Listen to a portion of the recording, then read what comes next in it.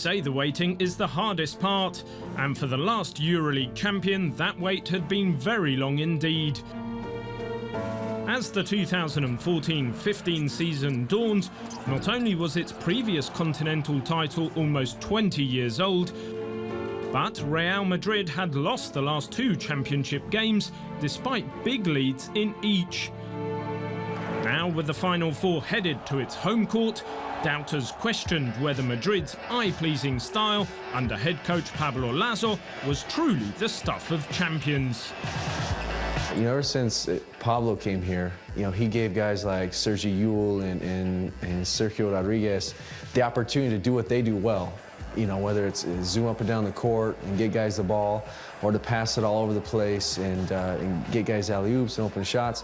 You know, he lets us all play within our system how we're capable of playing. And for us, that's up-tempo, that's you know, three-point shots, alley-oops and dunks and that kind of thing. To its super talented roster captained by warrior Felipe Reyes, Madrid had added an extra layer of toughness before the season with sturdy big man Gustavo Ayllón and a small forward nicknamed the Bull, Jonas Masiulis. Also new to the task, veteran Andres Nocioni had waited many years for his own Euroleague title opportunity. He understood exactly why anything but a Euroleague trophy would not be enough for his new team last season. I feel like it was probably my last opportunity because I'm 36, so I'm kind of thinking about maybe it's my last chance to get this tournament. Being the team to beat did not bother Madrid as it won its regular season and top 16 groups. Then, a 4-game victory over Anadolu Efes Istanbul in the playoffs set up a semi-final date with Final Four newcomer Fenerbahce Istanbul, and the man who had coached Madrid to its last Euroleague trophy in 1995.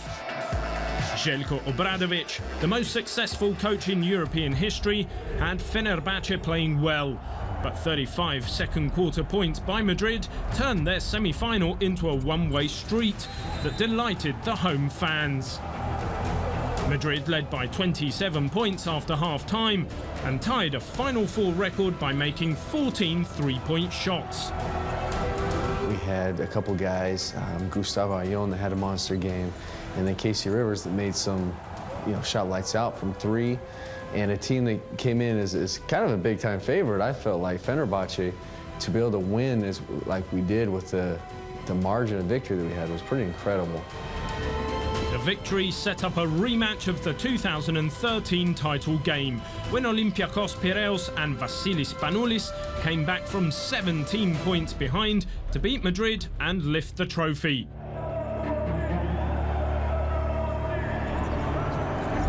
This time, Laso's defense kept Spanoulis in check for 40 minutes. Olympiacos still rallied for a 40-41 third-quarter lead, but that's when Carroll made a huge triple and felt a rare magic that only the great shooters know. I was dying to shoot the ball again, I'll be honest. I was dying to get it, and I came off, and I went up to shoot, and it was contested, and I passed it to Marcus, and as soon as he threw it back to me, I knew I was shooting it again. A third three-pointer and a subsequent layup gave Carroll 11 points in a 90-second span that put Madrid in control of the scoreboard again, this time for good.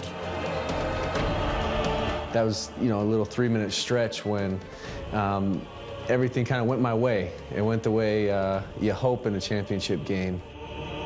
The final blow was delivered by Nocioni. His late block and three-pointers added to the energy, hustle and toughness that he brought to the floor all weekend, and that prompted him to be voted the Final Four MVP. We got the really talented team, and we have a lot of individual talent, so I try to give something different on the team, and I think it's really special for me the way how I get the MVP, because it was the same way that I used to play the whole my life, so I feel great. For those like Carroll who had pushed all decade to get Madrid to the pinnacle, the celebration was well worth the wait. Defensively, we were really tough. We were physical. We didn't let them intimidate us. And finally, after 3 straight Final Fours, we were able to be champs.